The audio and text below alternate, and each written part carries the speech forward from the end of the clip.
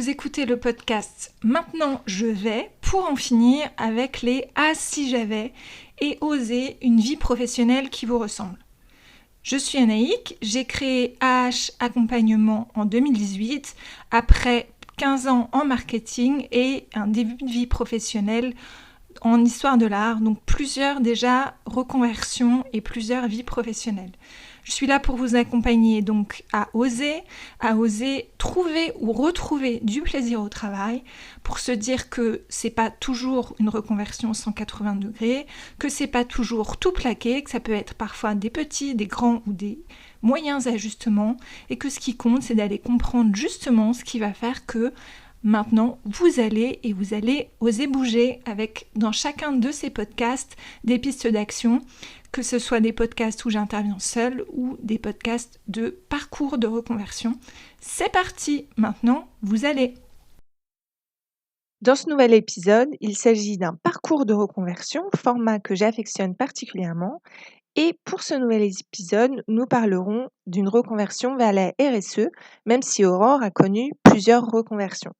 Dans cet épisode, nous avons parlé de comment Aurore a switché vers la RSE, pourquoi elle a eu ses envies, comment ça s'est fait en plusieurs étapes, puisqu'elle a eu d'abord un parcours de reconversion en interne, puis elle a changé d'entreprise, des enjeux qu'il peut y avoir dans ces reconversions, puisque quand on se parle de RSE, il y a des multiples sujets. Donc, quels sont les sujets qu'elle a adressés, elle, avec des choix qui peuvent être différents entre son parcours en interne et en externe, les difficultés qu'elle a pu avoir, et en interne et après, quand elle a souhaité trouver du travail. Et elle vous proposera des conseils pour réussir cette reconversion, qui peut être une reconversion pas toujours évidente, comme vous pourrez le voir et peut-être comme vous pouvez le ressentir.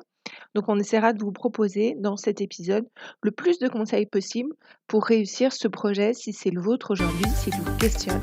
Donc c'est parti pour un épisode Vie ma vie au cœur d'une reconversion de RSE. Bonjour Aurore, merci beaucoup d'accepter cette interview reconversion avec une double reconversion. Je suis ravie de rencontrer des gens qui ont fait aussi une double reconversion et je suis en particulier ravie de faire cette interview puisqu'on va se parler de RSE, de reconversion vers le sens avec une interview que j'essaye de faire depuis un long moment. Donc merci beaucoup d'avoir accepté. Pour commencer, ma question, Aurore, classique, est-ce que tu peux nous parler des débuts de ton parcours, le bac, le choix des premières études et tes premières années dans le salariat? Oui, bonjour Anaïk. Écoute, merci déjà de m'accueillir et pour l'intérêt que tu portes à mon parcours. Donc j'ai fait une année de droit qui n'a pas fonctionné. J'ai trouvé ça hyper intéressant, mais ça n'a pas fonctionné. Donc tout de suite, je me suis rabattue sur un BTS communication, puisque c'était le droit ou la com. Bon, bah ça n'a pas été le droit, c'était la communication.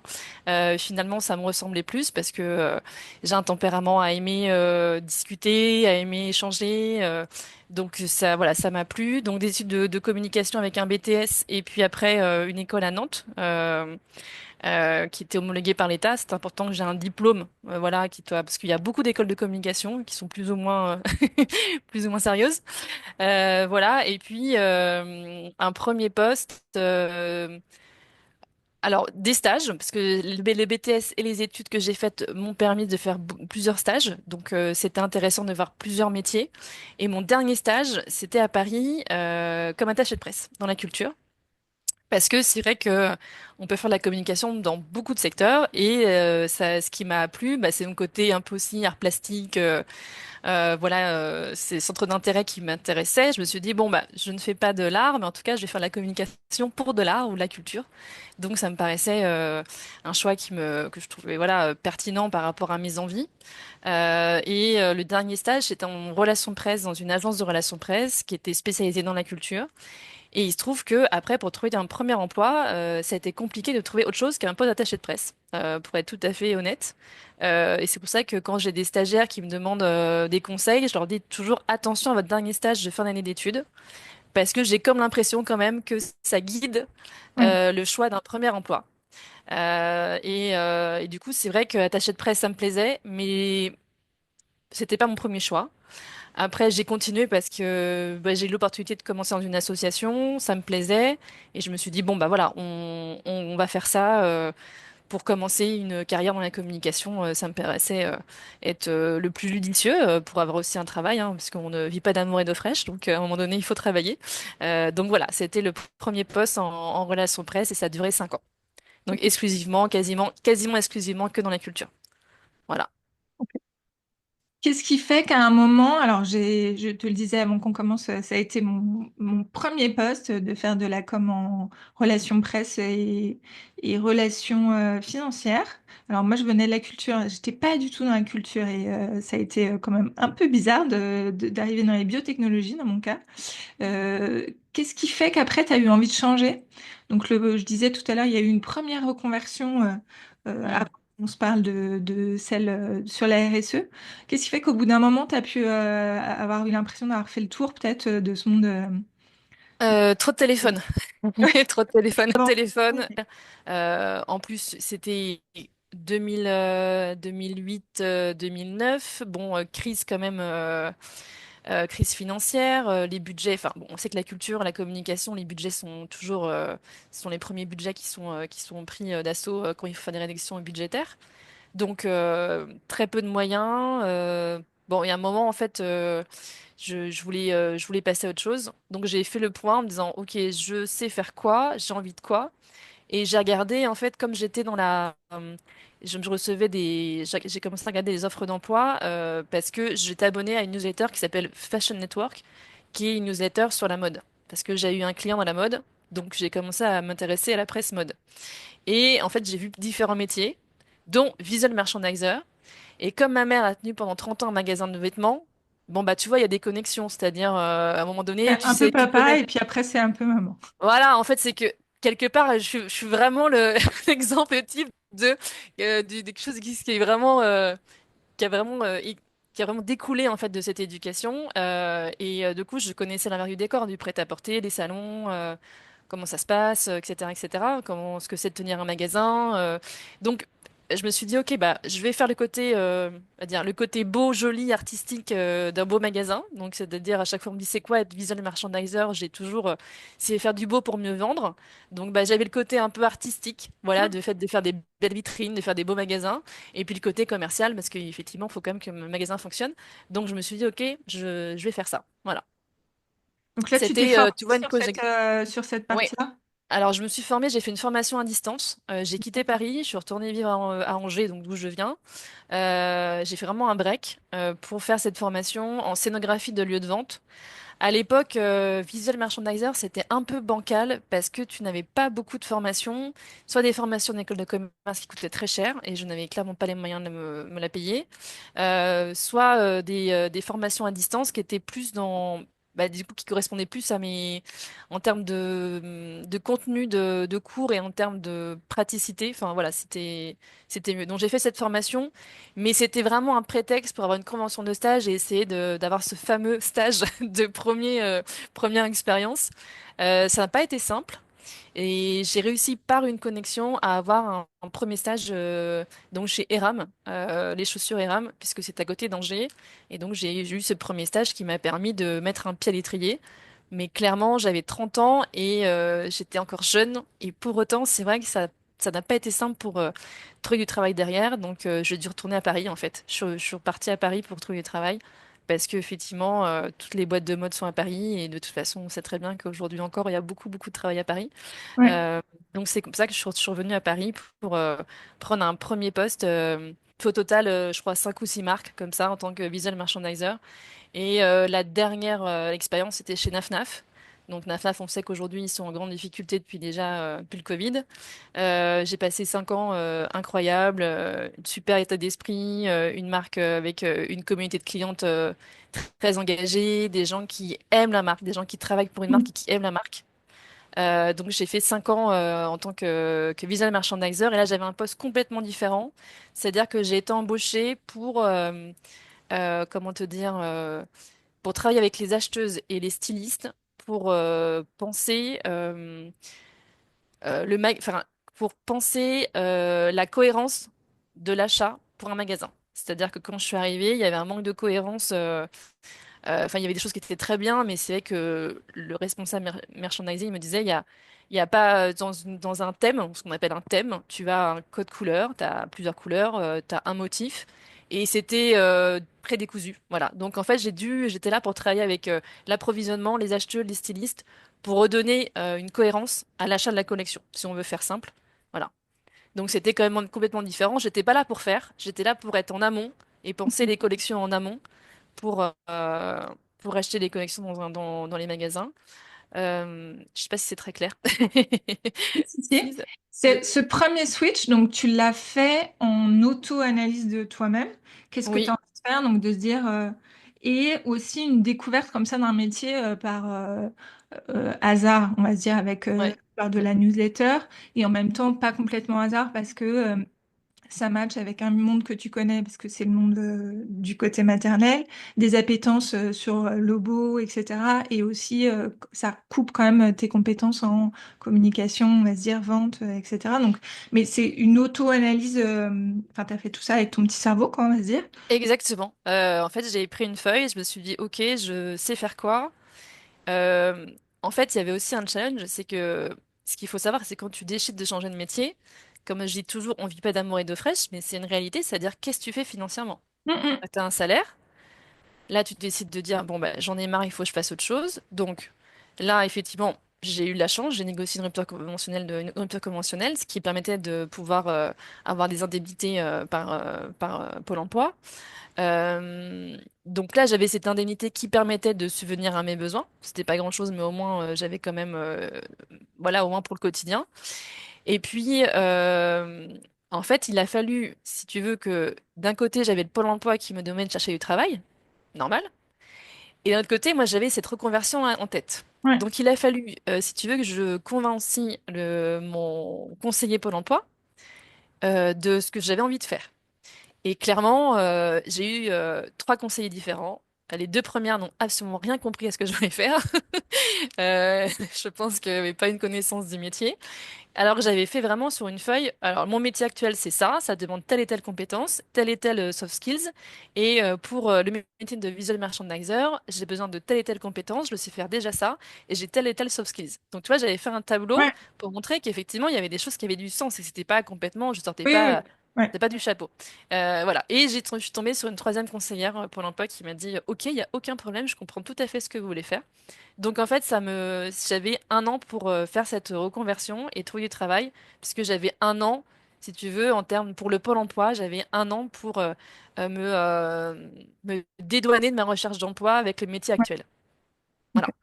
Voilà. Donc effectivement, mais oui, ça sort bah, c'est une réflexion personnelle. Il faut être capable de le faire. Après, on peut se faire aider. Je pense qu'il y a des gens qui ont besoin d'être aidés pour faire le point et c'est tout à fait normal. Mais pour le coup, je l'ai fait toute seule. Voilà. Oui, oui, bah, moi, mais la première fois que je l'ai switché, je l'ai faite toute seule. Et la dernière Ouais, fois, je me suis fait accompagner, mais j'étais ouais, aussi plus âgée, c'était plus compliqué. c'est Enfin, ça. mais tu te dis rechangement. Alors en fait, c'est tout à fait, enfin c'est très simple. Donc je suis arrivée chez Naf Naf en 2017 et c'est été 2019 que je vois en fait une réunion poétique. Je crois que c'était le G8, je crois, ou le G20, je sais plus. Enfin une réunion avec les grands de ce monde. Et à l'issue de cette réunion, il y a un alors j'ai oublié le terme, un livre, on va dire comme un livre d'or sur la responsabilité du textile dans la pollution actuelle de la planète, avec des grands noms de la mode, y compris des maisons de luxe, qui sont alors des grands noms de la mode luxe ou moins luxe, avec des marques françaises très connues, qui se sont regroupés pour faire le Fashion Pact. J'ai retrouvé le mot le Fashion Pact pour se dire on a une responsabilité dans la pollution actuelle. Donc, tu vois, c'était en 2019. Et en fait, je me suis dit, il y a peut-être un truc à faire. Je me suis dit, il y a peut-être quelque chose dans ce qui se passe aujourd'hui dans ce mouvement qui avait du sens, enfin, qui va toucher en fait. Je pense qu'il y a des gens qui s'en foutent aujourd'hui. Je le vois encore dans les questions environnementales, et la réaction des gens. Mais c'est vrai que là, je me suis dit, bon, là, peut-être qu'il y a quelque chose à faire. Donc, je me suis renseignée, je me suis dit, OK, mode, écologie, qu'est-ce qui se passe? Et j'ai vu ce terme RSE, donc la responsabilité sociétale et environnementale de l'entreprise. Et je me suis dit, ah, bah voilà, comment ça se passe? Et donc, effectivement, en 2019, il y avait déjà des postes de chargé de projet RSE, de responsable RSE, souvent dans des grosses entreprises. Ça commençait tout juste dans la mode, mais ce qu'il y a, c'est que, voilà, on sait très bien que le secteur du prêt-à-porter, c'est pareil, c'est un secteur qui est un petit peu fragile, avec pas forcément des budgets dédiés pour une personne qui pourrait faire ça toute la journée. Et donc, je me suis renseignée sur les formations qu'il y avait en RSE. Et donc, là, c'est pareil. J'ai eu un coup de cœur pour une formation donc, avec Centrale, qui était en train. Alors, il y a eu à l'époque, il y a eu une espèce de mariage éphémère avec une entreprise qui s'appelle Ecolearn, qui en fait avait pris cette formation et avait donné de cette formation à un côté beaucoup plus digital. Donc on était sur une espèce de... Voilà, c'est un mariage éphémère parce qu'en fait, l'année d'après, ma formation, ils ont arrêté. Donc effectivement, aujourd'hui, donc j'ai bien une formation centrale, mais il y avait ce support Ecolearn qui était là, qui est toujours là. Ecolearn existe toujours. En fait, ça a été un divorce. Donc il y a la formation centrale, la formation Ecolearn. Je n'ai pu la faire qu'en 2020, puisqu'en 2019, donc j'étais là mon responsable. Et je lui ai dit, bah, écoute, voilà, en fait, je voudrais savoir si tu es OK pour que je puisse faire cette formation. Je la finance avec mon CPF. Non, oui, c'est ça, avec mon compte formation, avec mon CPF. Bon, évidemment, il y avait une grande marge. Je n'avais pas du tout assez de CPF pour financer la formation. Mais je me suis dit, bon, ça vaut le coup. C'était un peu un investissement sur l'avenir. Et puis, ce qu'il y a, c'est qu'il n'y avait plus de place pour la session d'octobre de... donc là, c'était l'été 2019, hein, donc je me suis bien renseignée, etc. J'ai eu des gens au téléphone, des rendez-vous, mais la session d'octobre était déjà complète. Donc je me suis dit, bon, bah, qu'à Saint-Étienne, j'attends un an et je commence en octobre 2020. Donc c'est ce que j'ai fait avec l'accord de mon responsable, où j'ai pris une journée par mois de congé pour faire cette formation, puisque j'avais une journée en présentiel par mois. Donc, il y avait une formation en ligne avec une fois par mois une journée en présentiel. Donc, ça a commencé comme ça, sauf que octobre 2020, on était en plein Covid. Donc, en fait, on a eu évidemment, on a bien eu une rentrée scolaire avec cette formation en présentiel, mais très rapidement, on a été en distanciel. Mais finalement, ça a créé une très bonne dynamique puisque on s'est tous mis aux outils numériques pour créer des groupes de travail, pour travailler ensemble, pour essayer de réfléchir par rapport à des secteurs. Donc, on avait formé un groupe plutôt mode, voilà, un autre groupe qui était plutôt un groupe communication marketing. Donc, c'était une année vraiment très, très riche. Et en plus, en parallèle de ça, moi, je ne travaillais pas forcément parce que en tant qu'entreprise, enfin, en tant que commerce, toutes les boutiques étaient fermées. Donc le merchandising dans des boutiques fermées, ça n'existe pas. Oui, Donc tout ce compliqué. qui est Ouais. compliqué. Donc tout ce qui était prévu en termes de mise en place des collections, de tout ce qui était voilà, qui était anticipé, puisqu'on anticipait très en amont l'achat des collections, la mise en place. Faut penser qu'un magasin, en fait, tout ce que vous voyez dans le magasin, tout est pensé hein, pour que vous ayez envie d'acheter. La table d'entrée, la façon dont tout est disposé. Donc tout était OK pour la saison d'après. Et puis bah, finalement, tout est parti à volo. Donc, j'étais en chômage technique, clairement. Et j'ai recommencé à bosser 2 jours par semaine, par-ci, par-là. Puis après, le rythme est revenu. Mais n'empêche que c'était la bonne aubaine parce que j'avais cette formation. Donc, j'avais du temps. Ouais. Donc, j'ai pu faire cette formation et en même temps, beaucoup lire, beaucoup me cultiver sur les sujets, beaucoup travailler les sujets. Donc, quelque part, tu vois, quelque part, il y a des hasards dans la vie où finalement, Ouais. là, c'était le bon moment. Je l'aurais fait un an avant, bah, ça n'aurait pas été pareil. Là, finalement, là, cette année-là, c'était l'année où il fallait faire cette formation pour pour s'occuper aussi, qu'on est tout seul. Mais en tout cas, Ouais. c'était, voilà. Donc, j'ai fait cette formation Ouais. voilà, avec cette super dynamique, avec un grand groupe un grand groupe de personnes. Et j'ai été diplômée l'année d'après, en 2021. Voilà. Donc le point de départ pour toi, ouais, il est une prise de conscience, alors qui se fait tôt, parce qu'effectivement, moi, j'accompagne en ce moment encore beaucoup sur ça et la formation centrale, elle est assez connue, réputée. J'ai accompagné des gens aussi sur le secteur de la mode avec la conscience que effectivement c'est un secteur, enfin c'est pas le seul, hein, mais sur lesquels Mm. il y a des problématiques et aussi la question de se dire est-ce qu'on le fait changer en interne? Est-ce qu'on crée des marques qui vont être complètement éco-friendly, mais où t'en vends 10 et du coup ton Mm. impact, bah, il est peut-être moindre que si tu bosses en interne chez NafNaf où tu fais bouger les choses. Enfin, des Mm. grosses prises de conscience, mais 2019, c'est effectivement tôt dans le fait de commencer à parler de tout ça. Donc toi, tu commences à faire bouger les choses en interne. C'est Comment ça. ça se passe après? Parce que comment ça évolue Alors, dans le reçu? En fait, j'arrive à avoir un poste. Bon, ça n'a pas été simple. Alors, pas par rapport à mon responsable ou à la ma N+2 qui était la directrice communication marketing, qui était complètement claire sur le fait qu'il fallait faire bouger les choses. Donc, en fait, on a travaillé ensemble. En fait, j'avais cette partie merchandising que je continuais. Et puis, j'avais un temps alloué. Alors, je ne sais plus combien c'était, mais j'avais tant peut-être assis. J'avais 2 jours par semaine pour travailler la RSE. Donc là, en fait, par rapport à ma formation, on a bien discuté avec ma responsable marketing et communication pour déterminer, en fait, par rapport à elle, ce qu'elle voyait au COMEX, la vision qu'il pouvait avoir, comment on pouvait commencer les choses. Donc, on a déterminé un plan d'action en disant, il faut qu'on commence par tel et tel sujet pour arriver à ça. Donc effectivement, ça a été tout de suite sur les matières, comment on peut améliorer nos matières, sur la façon dont ça va être acheté, donc ça c'est travailler avec l'approvisionnement pour avoir effectivement des certifications sur les chaînes d'approvisionnement à l'étranger. Mm. Voilà, et puis après, on s'est dit, bon, peut-être qu'on pourrait nous travailler sur la partie. Donc, on a beaucoup travaillé dès le départ sur la partie environnementale. C'était la partie sociale, elle était plus sur le côté WeChat d'approvisionnement. Et puis les côtés sociétal, pas du tout, parce que c'était pas le moment. Enfin, en fait, voilà, il y avait pas de, il y avait un petit truc, c'est que NafNaf donnait des vêtements à une boutique solidaire, où j'allais d'ailleurs régulièrement faire le merchandising pour leur filer un coup de main, parce que ça me plaisait de filer un coup de main à cette boutique solidaire. Donc voilà, si tu veux, ça a été d'un côté, il y a eu d'un côté, j'avais le soutien de la direction, parce qu'ils comprenaient quelque part ce qu'il fallait faire, mais en même temps, la boîte a eu suite au Covid, NafNaf a eu un premier PSE en juin 21, juin 2020. Juin 2020, il y a eu un premier déjà PSE. Donc moi, j'étais toujours là, puisque j'ai commencé la formation en octobre 2020.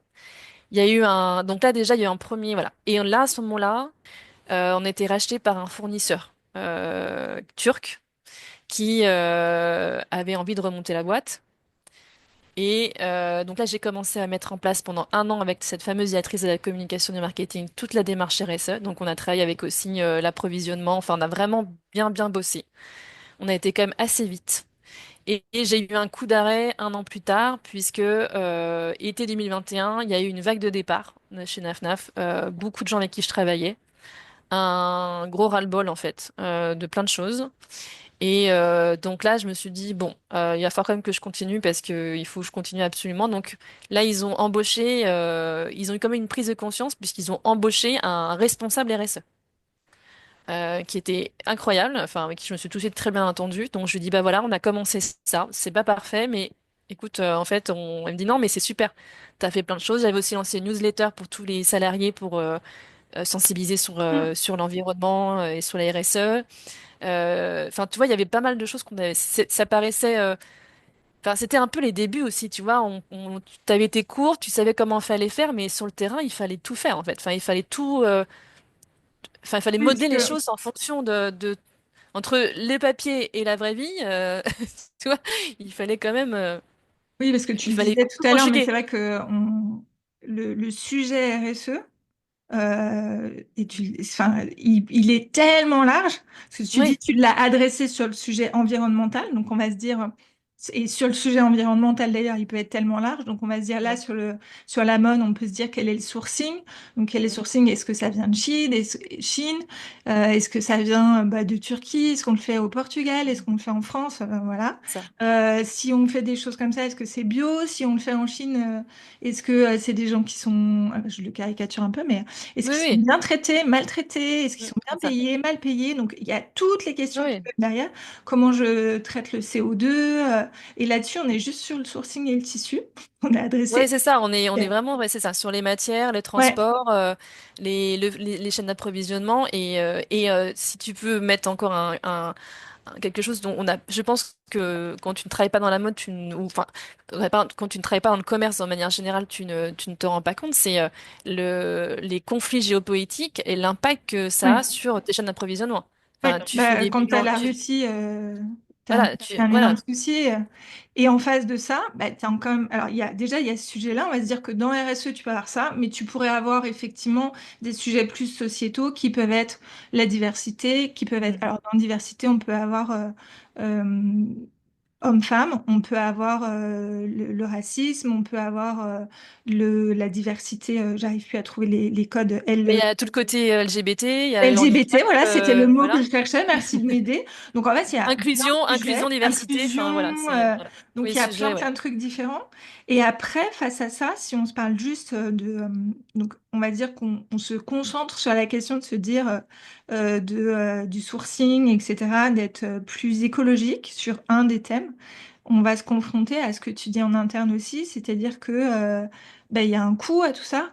Si je Mm. me dis ah bah tiens j'ai acheté tout en Chine dans un truc pas cher, ouais, je fais exprès aussi de Ouais, caricaturer. ouais. On fait tout en France sur du lin bio. Oups. Alors, Ah, comment? il y a effectivement une transformation qui est qui peut être très complexe. Ce qu'il faut savoir, c'est que là où il y a une énorme crise pour le textile au moment du Covid, c'est des grandes chaînes françaises. Alors, je dis ça des chaînes parce que c'est des marques effectivement qu'on connaît tous, mais j'arrive pas à le dire, qui font Approvisionner, l'approvisionnement, là. pardon, qui ont donc des fournisseurs où il faut commander 6 mois à l'avance.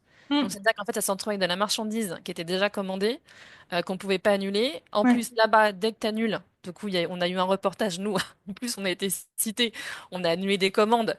C'est un reportage, je me souviens, à la télé, avec des fournisseurs là-bas au Bangladesh qui te disent, ah bah non, mais Zara, Mango, Naf, ils nous ont annulé des commandes. Alors, eux, ça leur crée en plus des difficultés économiques. Donc, c'est effectivement incroyable de voir à tel point tout est lié.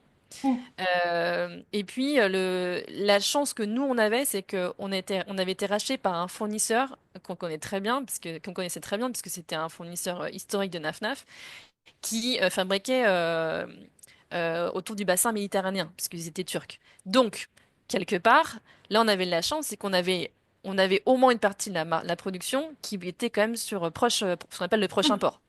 Donc ça c'était correct. Là où il fallait, donc là en termes de transport, il fallait effectivement, il y avait des choses à améliorer, mais déjà c'était pas mal que de faire par avion de Chine, parce que c'est le pire. Ouais. Voilà, on peut faire par bateau, bon ça met 3 mois à arriver, mais l'avion c'est scandaleux en termes d'impact environnementaux. Euh, mais là aussi c'était compliqué, c'était sur les matières. C'est-à-dire là, on a dû voir, ok, nos matières, on a beaucoup de polyester, d'accord, est-ce qu'on peut passer en polyester recyclé? Ok, mais qui peut nous fournir du polyester recyclé? C'est un coût forcément sur la production, donc comment on répartit sur le prix d'achat, etc., etc. Donc tout ça, en fait, Et en fait, c'est la complexité du sujet qui est. c'est hyper complexe parce que de toute façon, ça soit du coton, du polyester, de la viscose, de la laine, du cuir. Aujourd'hui, il faut quand même savoir que rien n'est éco-responsable. Hmm, C'est-à-dire que enfin, pour les gens, avoir du coton, c'est bien parce que c'est transpirant, etc. hmm. Enfin, ça laisse transpirer, c'est un côté assez naturel, etc. Oui, enfin, le coton, en termes écologiques, c'est une catastrophe. Ouais, c'est ce Donc, qu'on m'a dit il faut sur se la tourner. consommation d'eau, Eh sur. oui, Ouais. il faut se tourner sur le travail des enfants, Hmm, il y a quand même pas mal de sujets. Donc, il faut tourner vers des cotons qui sont bio ou qui sont certifiés. La viscose, on est sur des arbres. Bon, bah, c'est bien, mais est-ce qu'on a encore les arbres pour faire de la Mm. viscose? Le polyester recyclé, bah, quand tu apprends que la Chine fabrique des bouteilles en plastique pour faire du polyester recyclé, tu te dis alors, l'équation, elle est vraiment pas bonne. Embêtant. C'est embêtant. C'est embêtant. Donc aujourd'hui, moi, quand je vais dans un Ouais. magasin, je vois polyester recyclé ou ça me fait rire parce que en fait, Mm. aujourd'hui, on sait que ce qu'il faut faire, c'est moins acheter tout simplement. C'est ne plus Ouais. être dans cet engrenage d'achat de vêtements qui derrière, ouais, je fais un peu mon discours, voilà. Mais il y a un moment, effectivement, il faut avoir une Ouais, prise non, de mais conscience. ouais. Aujourd'hui, voilà. Et je te parle pas de mes marques préférées qui sont Shane et Chine. Temu, Ouais. mes deux favoris. Voilà, où il y a beaucoup, beaucoup de choses à dire. Oui, bah, j'ai une ado, il y a des trucs sur lesquels je me bats pas, mais ça c'est Ouais, non. ouais, ouais. Ça c'est non quand même. Ça j'ai interdit vraiment. Oui, mais c'est moins cher, je m'en fous, je paye, Ouais. mais c'est pas possible quoi. Donc oui, ils vont chez H&M des fois, mais pas celui-là Oui, quoi. oui, c'est ça. Ok, donc l'idée c'est que la transformation elle s'est quand même fait en interne, c'est-à-dire que je vois souvent quand même ça comme un peu plus facile. Je sais pas ce que tu demanderas, je te demanderai comme conseil à la fin, mais de se dire que quand tu fais ce mouvement-là, qui est quand même aussi une reconversion, c'est plus simple quand tu arrives à faire. Donc, tu es déjà dans ta boîte et tu vas faire passer les choses comme ça en allant en interne faire bouger. Alors, ça se fait un peu moins maintenant parce qu'il y a quand même plus de choses qui sont déjà implantées dans des entreprises, mais tu as pu faire bouger les choses comme ça en interne. Qu'est-ce qui fait que tu as changé d'entreprise après? C'est Alors, c'était l'humain, c'est-à-dire, en fait, toutes les personnes avec qui je suis partie, enfin, toutes les personnes avec qui je travaillais, c'était un plateau avec le merchandising, le digital, la communication, le marketing, le CRM. En fait, en l'espace de 8 mois, tout le monde est parti. Il y a eu donc ce fameux, le point de départ, ça a été été 2021. Après le départ, il s'est très bien fait. Il y avait encore des belles personnes chez NafNaf, donc j'ai fait un peu départ. Voilà, c'était vraiment super. Je ne regrette rien. Je sais que ça, c'était été 2022. Je suis partie en été 2022.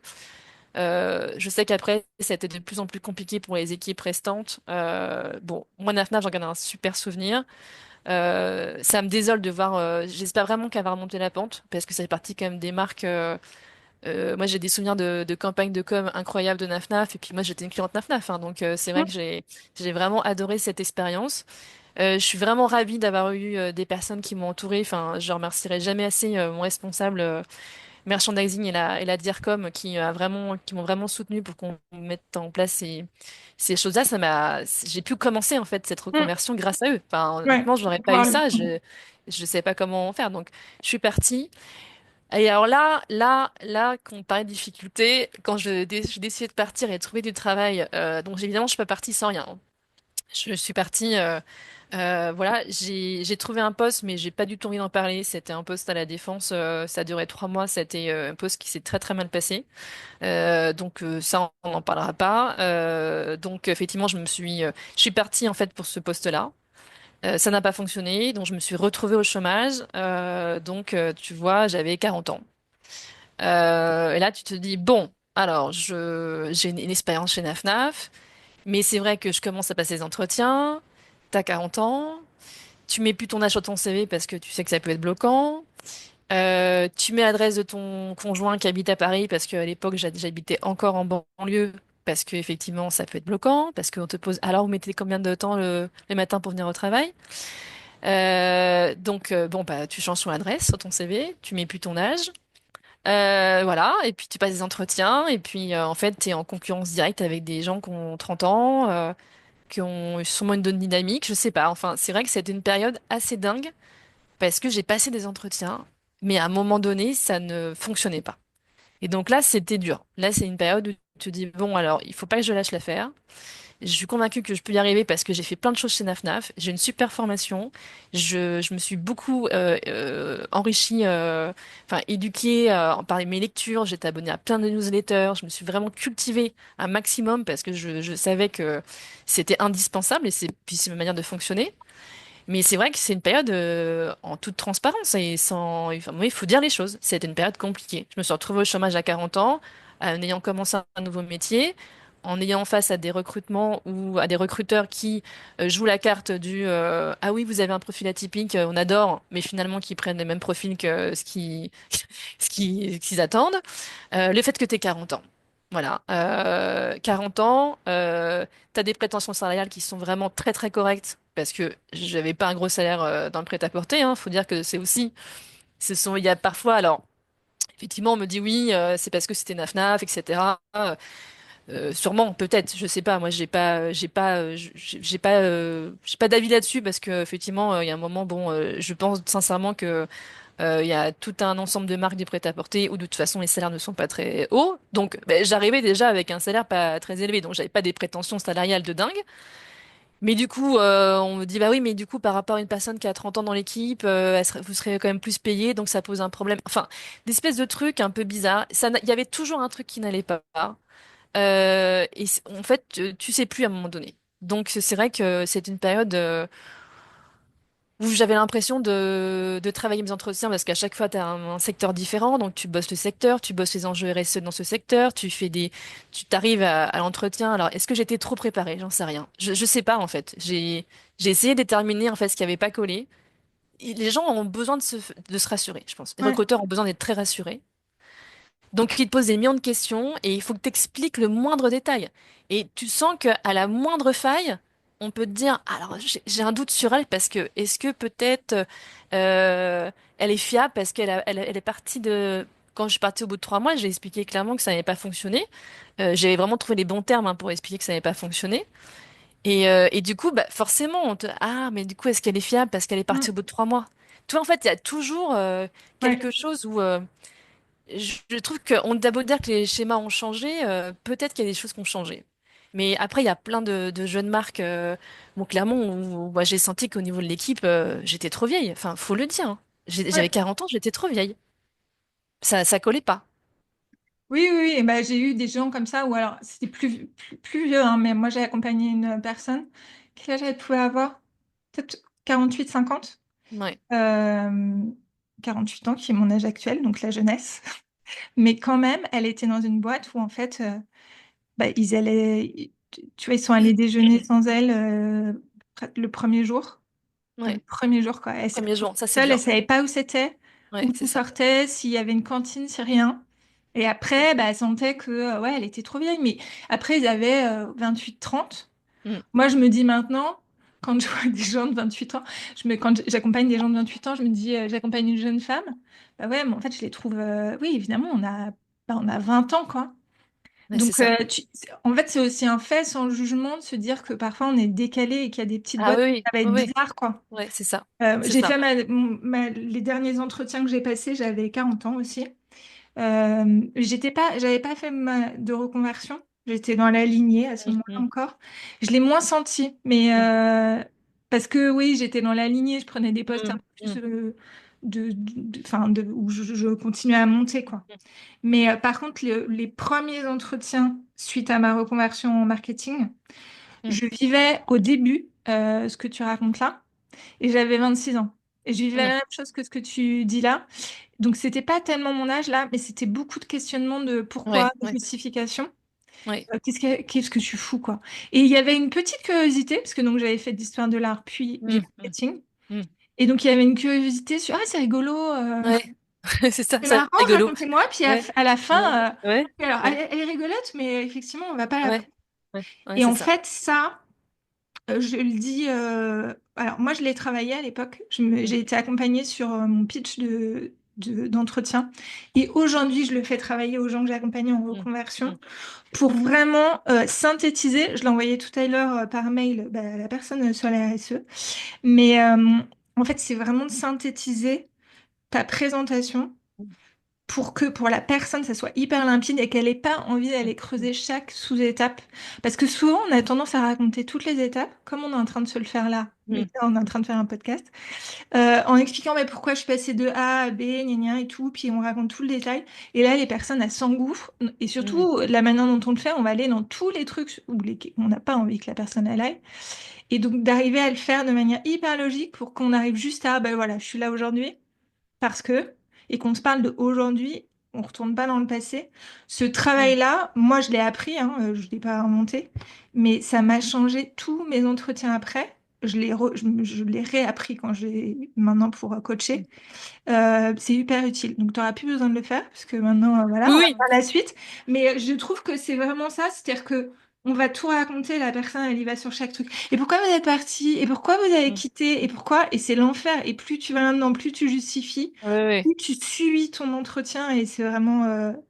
tu sors de là, tu as l'impression d'avoir eu C'est un... vrai que ouais, c'est vrai que t'as raison.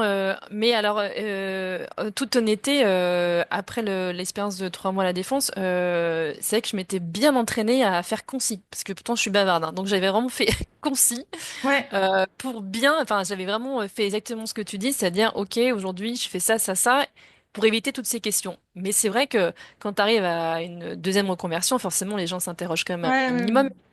Mais en fait, c'était plus, ouais, bon. En fait, c'était. Mais par contre, c'est vrai que faut vraiment s'attendre. Enfin, c'est une époque où faut surtout pas baisser les bras parce que c'est extrêmement décourageant. C'est extrêmement décourageant. Et c'est surtout, en fait, à un moment donné, on est. Bon, les gens. Alors, il y a quand même eu des gens, des recruteurs qui ont pris le soin de me dire pourquoi j'étais pas. Ouais, C'était rare, hein. C'était très rare. Donc, souvent, c'était. Bah, nous, en fait, on a privilégié une personne qui avait plus d'expérience dans notre secteur où voilà, c'était les 2 ou 3 fois où j'ai enfin, des explications, ça a été sur mon manque d'expérience en RSE. Bon. ouais. Et alors après, il y a aussi le côté consultant. J'avais postulé pour des postes de consultant. Alors ça c'est un énorme. Voilà, il y a effectivement beaucoup de choses à dire. Si vous n'avez jamais fait du consulting, là pour le coup, vous ne pouvez pas être consultant. C'est-à-dire que ça a été vraiment le. Là, on sent, là, il y a une barrière énorme, c'est-à-dire, j'avais beau expliquer que j'avais géré plusieurs fois, quand j'étais attachée de presse, j'avais plusieurs clients en même temps, Mm.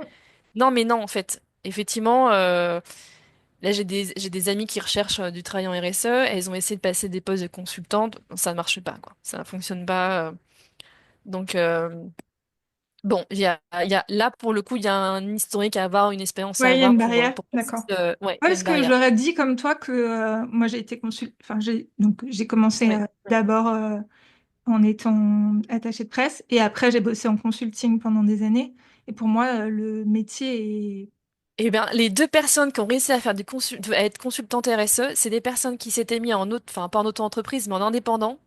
Elles ont travaillé vite fait, bien fait, quelques trucs, et du coup, elles ont pu mettre en avant vraiment pour ouais, avoir un poste de consultante. ok, hyper intéressant. Donc ouais, le poste sur du consulting, si enfin il va y avoir plus une barrière à l'entrée. Ouais, ouais. Ou alors, ce que je te dis, c'est tu te mets indépendant, tu arrives à décrocher des petites missions, L'émission. même si c'est pas des trucs payés, mais tu vois, tu arrives à formuler ça après un entretien en disant, voilà, j'ai bossé pour un tel et un tel, telle et telle mission. Il y a ce côté mission qui donne le feu vert, en fait, je pense, pour le Ok, recruteur, pour dire, ah oui, donc elle a déjà eu ce genre de travail. ok. Voilà. Alors on arrive dans le nerf de la guerre euh, du coup après tu nous diras comment tu as décroché, mais en fait, c'était quand je disais au départ que j'attendais notre échange, voilà. C'est que sur ce cœur, sur les reconversions RSE, donc sens très large, parce qu'il y a 1000 métiers derrière, voilà.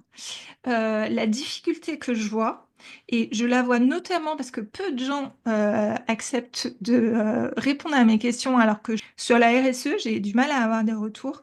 Et une des raisons que je vois, notamment, c'est la difficulté de trouver du boulot derrière. euh, et la difficulté à avoir des boulots CDI, des boulots rémunérés comme on voulait, et d'avoir quelque chose qui va avec ses attentes. Donc j'avais vraiment envie d'avoir un témoignage parce que dans la manière dont j'accompagne, ça rejoint ta phrase du début. On ne dit pas d'amour et d'eau fraîche. Donc quand j'accompagne des gens, j'aime bien qu'ils aient une reconversion qui leur plaît, mais qui les rémunère à la hauteur de ce qu'ils veulent et pas. Sinon, je dis toujours, on a trouvé un hobby, c'est super, mais ça va pas être ton métier, quoi. Donc j'avais envie qu'on se parle de ça en voyant aussi qu'il y a énormément d'écoles qui forment dès qu'ils sont reconnus, dès qu'ils sont moyennement, il y a énormément de gens qui ont envie de se reconvertir à la RSE, en particulier Je le dis avec beaucoup d'amour parce que ça a été mon cas, des femmes autour de 40 ans qui ont envie de donner du sens à leur carrière. Et du coup, il y a plein de monde derrière. Et on Mm. peut entendre en tant que recruteur, je me fais l'avocat du diable, que Ouais, entre un petit jeune qui a 28 ans, qui a fait une école d'ingé spécialisée RSE et une femme de 40 ans qui a jamais bossé dedans et qui a fait une formation de 8 mois et qui veut être payée ouais, plus, ouais, et c'est et ça. bah, t'es en concurrence. Ouais, c'est ça. Et est-ce que tu as ressenti ça comme vraiment dans le moment de ta recherche Moi, d'emploi? c'était Quand plus. tu Alors veux- le payer plus, comme je te disais, il était pas. Pas pour toi, mais Il y pour avait pas. certaines. Ouais, Ouais. voilà, c'est ça. Ouais. Moi, par contre, je connais des gens là et elles ont du mal à trouver parce qu'elles avaient des très bons salaires. Ouais. Et là, pour le coup, c'est extrêmement compliqué. Donc oui, moi, je l'ai vécu clairement. Je l'ai vécu clairement parce que quelque part, la RSE, donc il y a beaucoup de sujets et si tu veux, là, moi j'ai une formation généraliste, donc mais qui mérite au moins d'être connue, parce qu'effectivement, comme tu dis, c'est un peu comme dans la communication, tout le monde sort la carte de la RSE, mais en fait, fondamentalement, quelles sont les formations qui sont vraiment reconnues? Mm, Donc ça, il y a déjà un point. Aujourd'hui, on est quand même dans un pays où on aime bien encore les CV, où on aime mm, bien encore avoir des marques, des trucs qui font mouche sur le CV. Donc effectivement, ce qui peut faire mouche, c'est avoir une bonne formation. Mais là, pour la RSE, je me suis dit, il faut une formation qui soit reconnue. Donc évidemment, les grandes écoles, ça fait toujours mouche, hein, mm. ça reste une vérité. Et puis après, comme tu dis, sur le côté recrutement, alors, il y a, je pense que ce qu'il faut mettre vraiment en avant, c'est l'expérience d'avant qui te permet de te donner tous les atouts pour gérer les projets. Mm. En fait, on est vraiment sur des choses peut-être basiques, mais aujourd'hui, par exemple, là où j'étais recrutée à la chambre de commerce, c'est vrai que pour le coup, le côté communicante, chef de projet avant, etc. Je suis tout de suite opérationnelle. Et j'ai Ouais, des bon, automatismes. J'ai des tu devances ma automatismes. question de se Voilà. dire, non, mais en fait, c'est ça que je dis pour toutes les reconversions, hein, c'est que tu repars jamais de zéro, donc mets en avant C'est tout ce ça. que ton C'est métier ça. d'avant C'est t'apporte. ça. Donc merci de, voilà, Ça de soit les répondre soft à la skills question. mais des trucs tout bêtes. Mais en fait, tu te rends compte qu'il y a des personnes avec qui j'ai déjà travaillé qui étaient donc vraiment beaucoup, beaucoup plus jeunes que moi. Et alors, elles ont d'autres atouts, hein. Mais c'est vrai que sur la façon de communiquer, la façon de prendre le sujet en main, de Ouais. répondre, qui j'appelle, comment, tu vois, d'être réactive, de dire, OK, bah, là, du coup, j'ai appelé telle personne. Ça soit même le côté relationnel. Comment, en Ouais. fait, tu vas réussir à décrocher des solutions avec des gens qui n'avaient pas du tout envie de t'aider.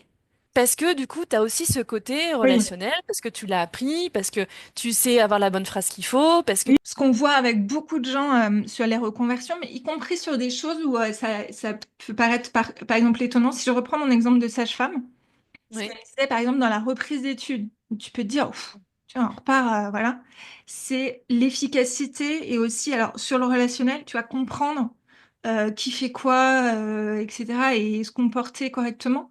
Je dis souvent aux gens, parce que tout à l'heure je le disais de manière frontale, exprès, hein, t'as 40 ans, etc. et en face, t'as 28. Et j'ai fait partie de ces reconversions et j'accompagne tous les jours, donc bien sûr que je suis du côté des reconvertis. Euh, mais c'est de se dire que de se rappeler comment on était quand on est sorti d'école. Moi, je dis toujours aux gens qui sont en reconversion, on a aussi un syndrome de mais je sais rien, je suis nulle, etc. Repense à ton premier jour de boulot, ce que tu savais faire, et t'étais payé. Et Mm, franchement, bah justement, en soft skills, bah on sait rien, on comprend mm, pas, mm, c'est quoi mm, des services généraux, bah je sais mm, pas, qu'est-ce qu'ils font au contrôle de gestion, aucune idée, mm, comment je demande les trucs et tout. Et sur tout ça, bah, en fait, on est mauvais quand même sur ça et sur mm, plein de choses sur quand tu arrives après une reconversion, mais effectivement, tout ça, tu l'as. Et ce mm, que me disait quelqu'un où j'avais demandé, il aimait beaucoup embaucher des reconvertis, donc je l'ai évidemment interviewé. Et il me disait, mais en fait, les gens sont aussi plus motivés. mm. Ils vont faire les Ça, c'est trucs avec sûr. plus d'entrain parce qu'ils Ça, savent c'est sûr. exactement pourquoi ils sont là. Mm. Ils subissent moins leur vie pro. Donc il y a quand même tout ça derrière qui fait que ton profil, il va quand même être intéressant et t'es plus vite, ce que tu dis, hein, t'es plus vite efficace, quoi. Et en fait, là où je regrette, et si j'ai un conseil à donner, parce que mon conjoint me l'avait dit à l'époque, il y a un moment, faut prendre du recul. Mm. Je pense que je n'ai pas assez profité de cette période pour profiter de la vie. En fait, t'es englué. dans ta recherche d'emploi, t'as peur parce que t'as 40 ans, t'as peur parce que tu te dis si je vais pas y arriver, qu'est-ce que je fais? Mais il faut profiter. Il faut profiter. Moi, je pense que je me suis trop mis. J'aurais dû prendre du temps en me disant, voilà, je me laisse, mettons, 2 heures chaque jour pour aller faire du sport, pour aller me balader, pour aller voir une exposition. Oui, oui, oui. Il Ouais. faut prendre du recul. Ouais, si besoin, et je le dis pas spécifiquement pour moi, j'accompagne à la recherche d'emploi, mais et en particulier moi post-reconversion, mais pas que, Mm, mais ouais, si besoin se faire accompagner quand on voit que ça s'englue, et surtout, moi je trouve si on voit que la confiance elle baisse.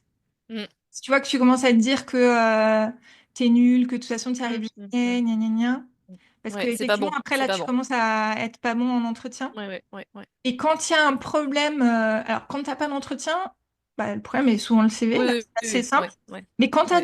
quand t'as des entretiens et que ça vient pas, en fait, ça peut être presque pire sur la confiance. Je te le C'est dis pour, presque, bah, c'est ouais, tu c'est l'as ça. dit, hein, Ouais. mais C'est pour c'est l'avoir presque vécu pire. aussi, hein.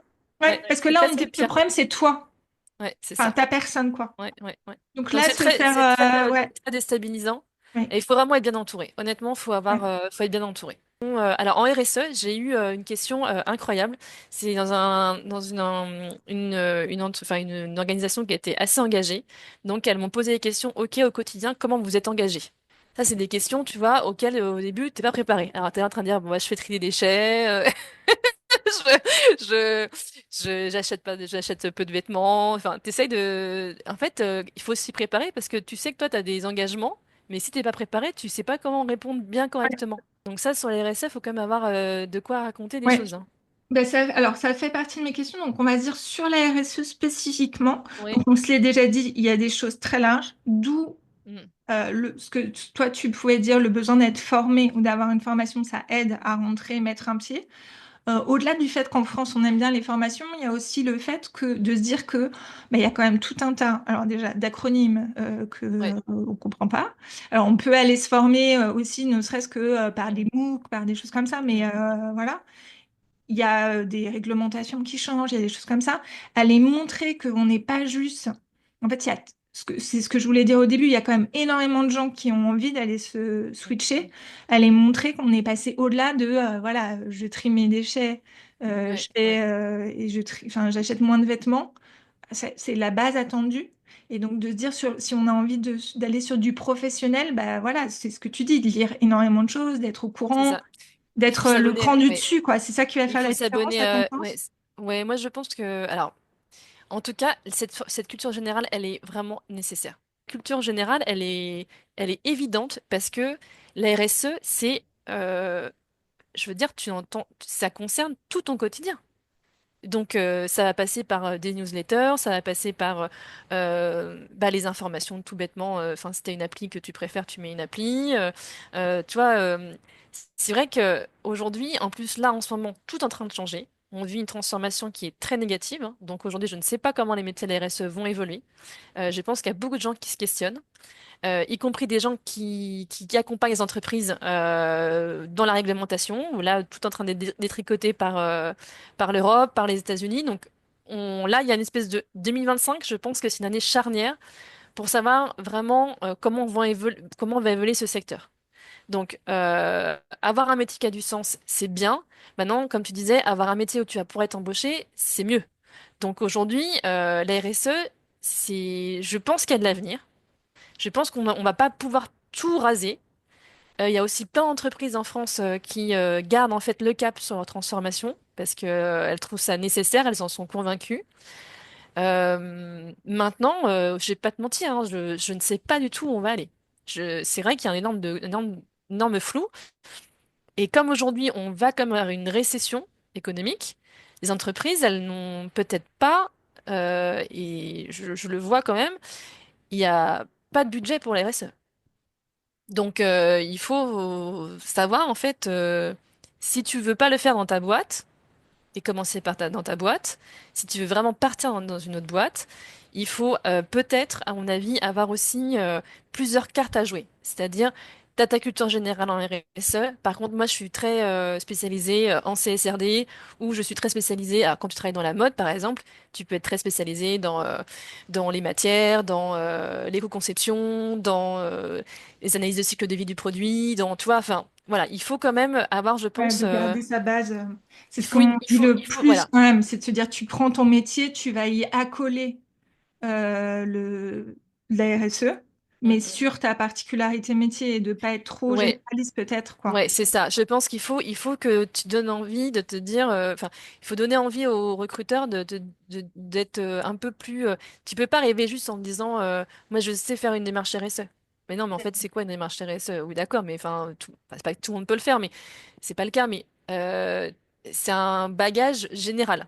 Si Ok. tu arrives à avoir effectivement une spécificité, je trouve que c'est comme une option complémentaire qui te donne ta plus-value, quoi. Toi, tu dirais, si on peut donner des conseils pour se dire, OK, j'ai envie d'aller vers ça, la meilleure manière de se reconvertir, un, de ce que je peux entendre, c'est quand même de se dire, alors moi, c'est ce que je dis aux gens, mais Mhm. effectivement, c'est pas toujours faisable, Mm. mais qu'est-ce que tu peux déjà faire dans ta boîte? Ouais. C'est quand même souvent, est-ce qu'il y a des choses, est-ce qu'il y a des projets, est-ce que tu peux commencer par là? Deux, de se former, enfin, d'aller voir Mais quelle est la formation dont tu c'est peux ça. avoir besoin, quoi. Et l'argument de la formation, elle peut être aussi un argument pour commencer en interne. Ouais, Parce que si t'as pas de formation, on va pas dire, bah oui, mais ok, tu veux faire ça, mais tu n'y connais rien. ouais. Donc, c'est voir effectivement comment tu peux tout conjuguer en disant, voilà, moi j'aimerais bosser là-dessus, j'aimerais accompagner, alors, mettons la qualité ou une personne qui peut être reliée à la RSE. Il faut Mm. trouver en fait aussi des partenaires. C'est très important. Quand tu travailles à la RSE dans ton entreprise, il y a toujours des ronchonchons qui n'ont pas du tout mais travaillé ce genre de Ouais, sujet. Et tu as toujours ce qu'ils appellent, oui, des partenaires, des jokers en fait qui vont te permettre en fait d'avancer sur les sujets. Voilà, les bons pions, il ouais. faut les prendre dans ton cercle. Et puis se former, avoir une formation, je pense, qui soit reconnue. Voilà, ça c'est quand même important. Et puis aller à des salons. Tu peux aller à ProDurable tous les mois de septembre, faire ton réseau, essayer d'avoir de maximum de contacts et puis surtout d'avoir un vrai discours. Tu vois, d'essayer de démarquer. Je pense que c'est important. La formation, j'ai en tête aussi que c'est utile pour ça. Tu le disais tout à l'heure, hein, que ça t'a fait quand même, qu'il y avait des bons groupes, etc. Oui. Ça aide à faire un bon réseau tout de suite, tu trouves? Alors, moi, c'est du réseau. Aujourd'hui, c'est plus ça m'a pas permis de trouver du travail. Par contre, on est quand même connectés les uns aux autres. Donc, c'est vrai qu'au tout début, il y a quand même eu pas mal de liens. Ah bah tiens, un tel cherche une telle personne, etc. Mais c'était la force, en fait, c'était plutôt de parler entre nous de cette reconversion en RSE, de Ouais, parler de nos sujets, de pas se sentir seul. j'allais dire Donc, je te aussi. dirais, c'est pas vraiment un réseau pour trouver du travail aujourd'hui. C'est plutôt un réseau de gens de ton secteur qui peut-être à un moment donné vont t'aider. Ok, Voilà, moi c'est arrivé, il y a une personne en particulier qui m'a dit, bah écoute, dans ma boîte ils cherchent une personne, est-ce que tu veux postuler, etc. Voilà. ok. Donc en fait, mais ça passe c'est aussi du temps en fait ce réseau. Enfin, tu vois, moi j'avais mis en place tous les mois on se voyait pour aller prendre un verre. Tu vois, Ouais, ouais, faut garder ce ouais, c'est de réseau, c'est du temps. l'entretien. Ok. Ouais, c'est ça. Qu'est-ce que tu préfères dans ton job aujourd'hui et qu'est-ce que tu aimes le moins? Alors, aujourd'hui, ce que j'aime le moins, c'est les tableurs Excel des bilans carbone. C'est pas du tout mon truc. Mais en même temps, si tu veux un vrai plan d'action, il faut passer par le bilan carbone pour trouver un plan un plan bas carbone, un plan de décarbonation, parce que Ouais, effectivement, c'est comme ça qu'on va y arriver. Le truc que je préfère, c'est tous nos engagements et nos animations RSE, que ça soit pour la semaine de la qualité de vie au travail, pour Octobre Rose, pour Mois des Solidarités, tous ces animations RSE qui ont lieu dans l'année. Il y a plein de journées spécifiques, hein. Évidemment, on connaît tous la journée des droits des femmes, mais il y a aussi la journée pour le nettoyage numérique. Il y a aussi la journée des légumineuses. Bon, bah, sur les légumineuses, ça paraît peut-être bizarre, mais effectivement, c'est mettre en avant un produit qui est utile en termes de nutrition, mais qui est aussi très écolo, parce que ça prend pas beaucoup d'eau. Enfin, bon, bref, tu vois, il y a pas mal de choses. Donc ça, cette espèce de calendrier et ces animations RSE que j'essaye d'animer à travers le réseau des ambassadeurs RSE à la Chambre de commerce. C'est vrai que ça me plaît parce que c'est un peu mon côté communicante, toi. C'est la T'appelles les com qui revient, j'allais candidats, dire, ouais, voilà, c'est là, la il y a com les qui premiers revient, amours qui reviennent là. t'appelles les gens, tu essaies de faire un truc, tu fais ta com, tu l'envoies la com interne, voilà. Ça, c'est le truc que je trouve le plus sympa parce que c'est ton engagement sociétal. Tu vois, ça, c'est vrai Ouais, que, voilà. Donc, le plus utile, c'est l'engagement environnemental. C'est là où on est l'air de la guerre. ouais, Mais effectivement, parce qu'il y a aussi beaucoup de gens qui pensent que les RSE, c'est ça, c'est aller un jour à nettoyer les berges du canal Saint-Martin, toi, c'est le côté un peu foufou, sympatoche, toi. Mais non, ouais. en fait, ça, c'est sympa. Mais en fait, ce qu'il faut faire, entrer dans le dur, c'est Ton ton fichier bilan Excel. carbone. C'est ton Ouais, bilan carbone, voilà. Donc, ouais, bon, moi, j'ai la chance d'avoir un poste qui est très large et je fais beaucoup de choses. Et je suis vraiment chanceuse parce que pour le coup, j'ai pu vraiment je suis vraiment au cœur d'un poste RSE et ok, ça c'est génial. Ça c'est vrai que c'est ok. génial.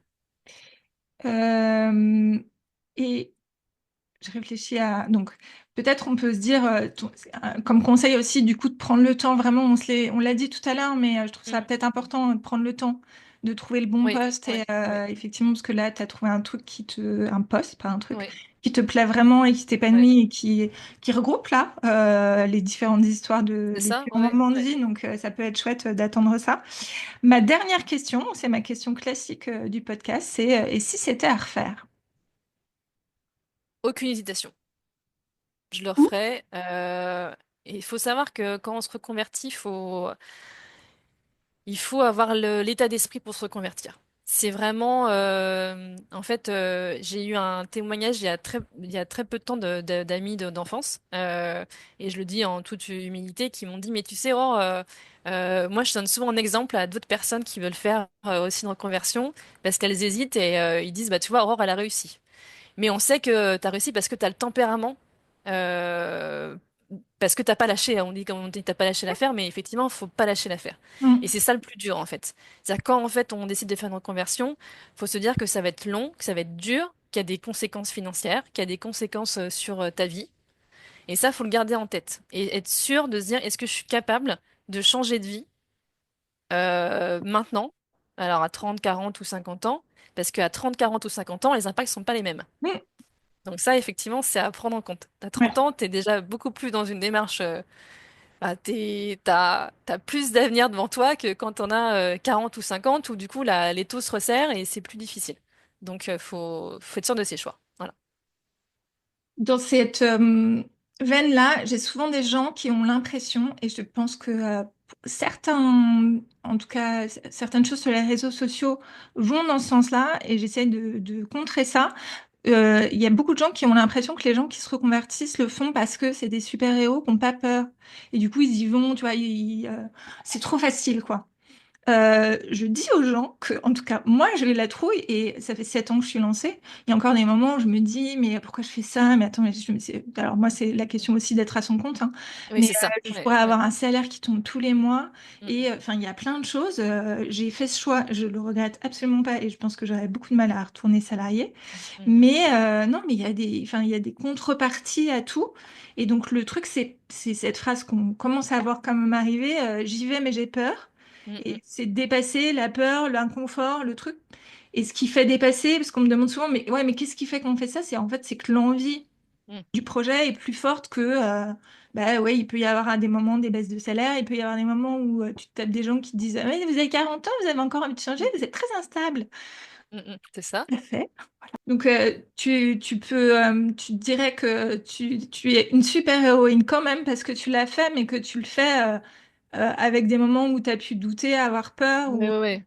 Ouais, donc, je sais pas si je suis une super-héros, mais en tout cas, je suis contente d'avoir fait. Je suis contente d'avoir été au bout. Et de faire ce que j'aime parce que le travail, c'est quand même tout un quotidien. Hmm. Et moi, je me verrais pas, en fait. Je sais qu'il y a des gens qui s'en foutent en disant, bon, je m'en fous, moi, je prends juste le salaire pour faire justement un truc à côté dans ma vie perso qui me m'épanouit. Mais moi, j'ai envie d'avoir les deux. J'ai envie de m'épanouir dans mon travail et dans ma vie personnelle. Donc, Ouais, c'est ma raison d'être, ouais, hein. C'est pour ça que je fais ouais, ça, c'est parce ça. que je sais qu'il y a des gens qui disent, mais on s'en fout, le boulot, c'est le boulot, et tu peux faire à Ouais, non, côté le non, soir. non. Moi, je me dis qu'on y passe trop de temps et que c'est trop dommage de ne Ah pas ouais, avoir ouais, un ouais. truc. Ouais, moi Bon, aussi, je trouve. Ouais, c'est ouais. sûr que sinon, je ferais pas ça comme Ouais. métier et j'accompagnerais Mais d'autres. Mais, OK. J'espère que de l'avoir raconté, puis tu pourras l'écouter, ça Ouais, t'aidera, à te redire ouais, qu'effectivement, ouais. tu as fait tout ça parce que tu me l'avais aussi écrit. Donc non, mais j'ai rien fait d'extraordinaire. Donc si, tu fait déjà, on a tous fait des trucs extraordinaires, mais c'est quand même chouette et voilà, d'aller, rencontrer ce qu'on a vraiment envie de faire et pour Mm. se dire qu'on regrette rien, je trouve ça toujours super. Donc merci d'avoir, raconté Merci à ça toi. et puis, J'espère que j'ai pas j'espère. parlé trop vite et tout, parce que je parle très vite et des fois, je sais pas, j'espère que ça sera assez audible, mais tu me diras. Non, mais Combien de écoute, temps. moi je l'ai pas trouvé. J'espère que ça donnera envie dans la Mm, réalité des choses aux gens qui hésitent mm, à oser y aller, quoi. J'espère que cet épisode vous a plu. Si c'est le cas, n'hésitez pas à liker, à mettre des étoiles, à partager. Cela me fera évidemment énormément plaisir et cela aidera d'autres personnes à pouvoir suivre ce podcast. On a parlé de beaucoup de choses, comme vous l'avez vu avec Aurore, et ce que j'aimerais que vous reteniez, si je pouvais le résumer en quelques sujets, la première chose à retenir selon moi, c'est de se dire que, vous l'avez vu, c'est pas forcément une reconversion qui se fait en un claquement de doigts. C'est le cas d'à peu près aucune reconversion, mais c'est de vraiment d'abord prendre votre temps.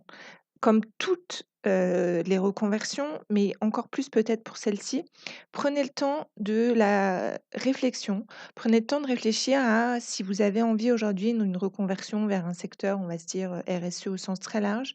Prenez le temps du recul, de la connaissance de vous, de bien réfléchir à votre projet et vraiment d'aller creuser tout ça. J'ai l'exemple, d'une personne qui travaillait, dans la mode, qui se posait la question, comme j'en parle dans le podcast à un moment, de se dire: «Peut-être je pourrais lancer une marque qui soit, complètement éco-responsable». Et en creusant dans l'accompagnement, elle s'est rendue compte qu'il y avait en fait peut-être plus d'impact et aussi parce qu'elle a eu la possibilité de le faire en interne, d'aller travailler dans sa marque, pour changer les choses, plutôt que de lancer une marque où elle vendrait peut-être à toute petite échelle de manière éco-responsable effectivement, mais avec plus de difficultés, notamment financières, notamment, en termes d'organisation et que ça avait quand même un sens fort d'aller travailler dans des grandes marques pour changer les choses avec un gros impact. Donc d'aller réfléchir à ça vraiment pour prendre le temps de choisir le meilleur projet pour vous. C'est le cas aussi pour, Thibaut que j'ai accompagné qui était pas du tout parti sur un projet comme ça, mais qui s'est rendu compte au fur et à mesure que un projet qui était pour lui dans la finance durable faisait complètement sens. Donc vraiment, prenez le temps d'aller bien choisir votre projet, d'aller choisir ce qui va être le mieux pour vous et en particulier d'aller, comme on l'a dit, choisir les compétences actuelles qui vont pouvoir être au cœur de votre prochain projet, celles que vous allez avoir envie de mettre en avant, celles qui vont être les plus utiles à mettre en avant.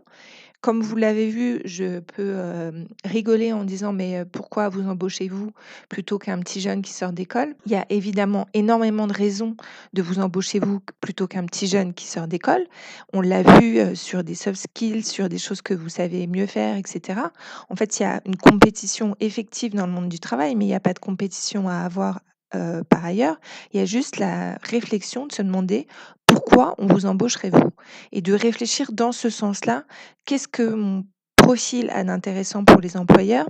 Sur quoi je peux aller rajouter du coup une formation en plus en partant de ce que je sais déjà et en partant de ce que j'aime déjà pour aller m'appuyer sur des compétences appétences en me disant je vais rajouter quelque chose derrière et c'est ça qui fera que mon profil sera intéressant. Prendre vraiment ce temps de réfléchir à ce que vous aimez, ce que vous allez rajouter derrière pour réfléchir à l'employabilité est clé pour ne pas se retrouver avec quelque chose de trop généraliste de je sais faire une démarche RSE, mais c'est peut-être pas suffisant.